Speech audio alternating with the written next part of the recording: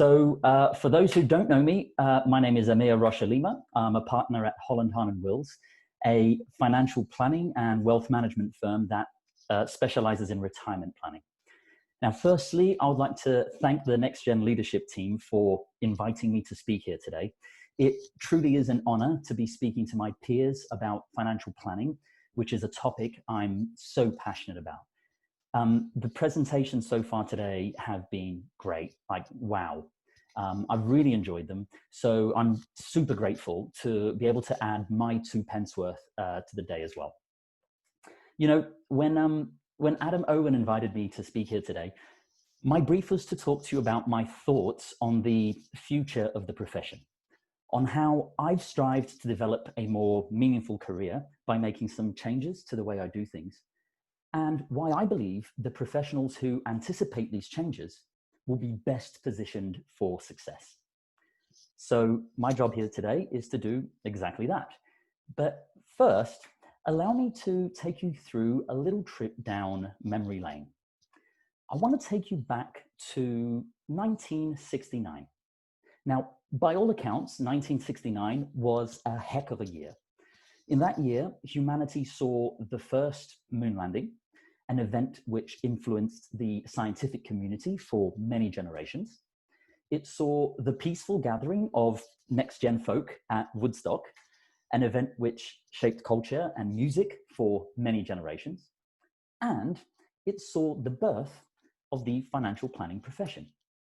So according to the authors of this book, The History of Financial Planning, there was a meeting that happened on December 12th, 1969, where 13 men gathered at the O'Hare Hilton Hotel in Chicago and declared the task of covering multiple personal financial issues and how those issues interacted with each other to be a unique service and a more effective way to help clients make sound financial decisions.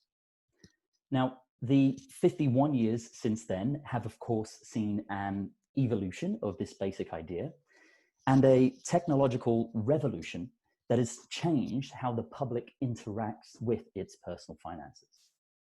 Now, here in the UK, we saw financial advice start out very much as a commission-centric movement.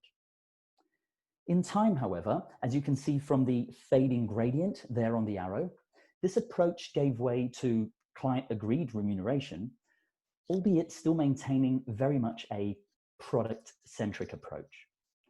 And whilst right now a product-centric approach might still be the dominant force, I would propose to you that the future is here.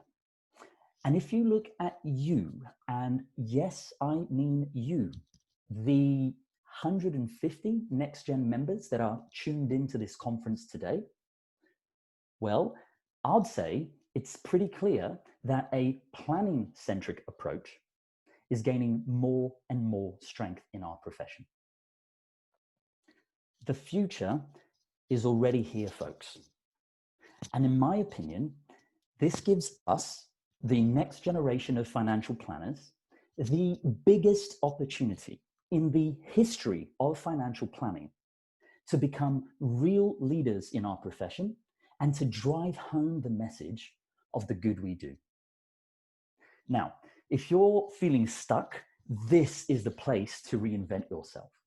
But I want to clarify something that's really important, because if you decide on developing and leading a planning-centric career, it won't all be a bed of roses.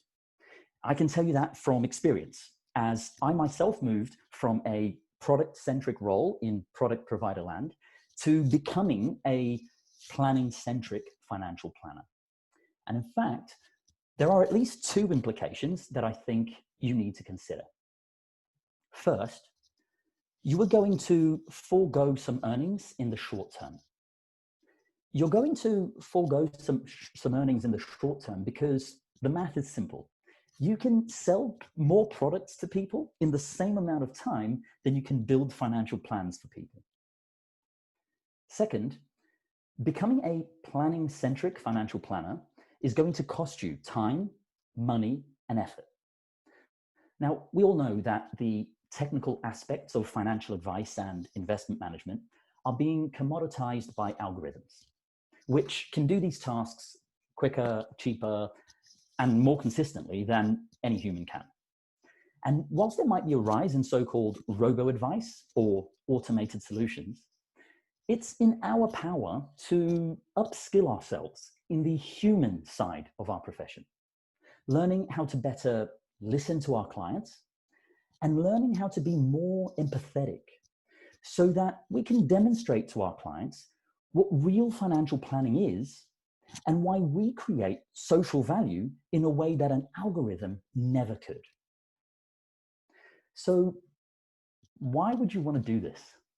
Why would you voluntarily leave money behind and also pursue a career path that is going to cost you more time, more money, and more effort? Well, because it's a better value proposition and because it's a better life. This concept is what thought leaders in the financial planning community around the world are calling the new alpha. Now, let me get you to understand this by way of asking you a simple question. What is it that you tell people about yourself? What is it that you tell people about yourself? I, for one, tell them that I'm a financial planner rather than a fortune teller. That is, I make clear to the people I see that I don't deal in economic forecasting, in market timing, or in performance chasing. Not because they are impossible, but because they are largely irrelevant. They have little to do with whether a client family does or does not achieve their goals. You see, I would argue that being a planning-centric financial planner empowers us to present our capabilities to our clients in terms of 3 priceless gifts, any one of which is worth in the long run multiples of what we charge, and which together virtually always enable us to get our clients where they would like to be in their lives. And those gifts are, of course, financial planning, having a long-term historical perspective towards investing, and maintaining an ongoing defense against making big mistakes. Remember, our goal in financial planning is not to try to be right as an end in itself. Our goal should be to try to be the friend, the professional, who is often the last source of realistic long-term optimism in our clients' lives. Now, for many years, I made the mistake of thinking that our profession was primarily about money. I made the mistake of thinking that it was more important for me to talk to my clients about my solutions rather than to ask questions and really listen to my clients' answers. But then I started implementing these changes. I started investing in myself. I started living this new alpha. So what is it like? What is living this new alpha all about? Well, it's about the benefit that becoming a planning-centric professional will have on your career and, much more to the point, on your soul. It's about Jackie and Dave and knowing that the work we can do for them will protect their family in the event of an early death or diagnosis of a critical illness. It's about Sophie and Dennis and knowing that the work we can do for them will secure them a retirement full of dignity and independence. And it's about Rita and John and knowing that the work we do for them will enable them to leave a meaningful legacy to their family and to the charitable institutions they care deeply about.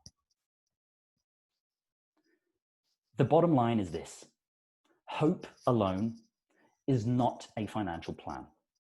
And a financial product is also not a financial plan. That's more in the nature of a bet.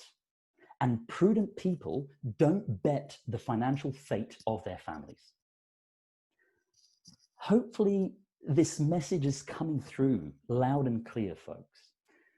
We are the professionals that can cover the myriad of personal financial issues and how those issues interact with each other and with our clients' lives in order to be of unique service to our clients and to our community. Finally, I want to leave you with some advice, which I think sums up our job as financial planners pretty well. Now, this isn't from the financial services sector, though. Instead, it's from a guy who sold more than 135 million records worldwide and has influenced many generations to go out there and chase their dreams. You're the shaman. You're the storyteller. You're the magician. The idea is that whatever the ticket price, you're supposed to be out there to deliver something that can't be paid for. That's our job. Thank you.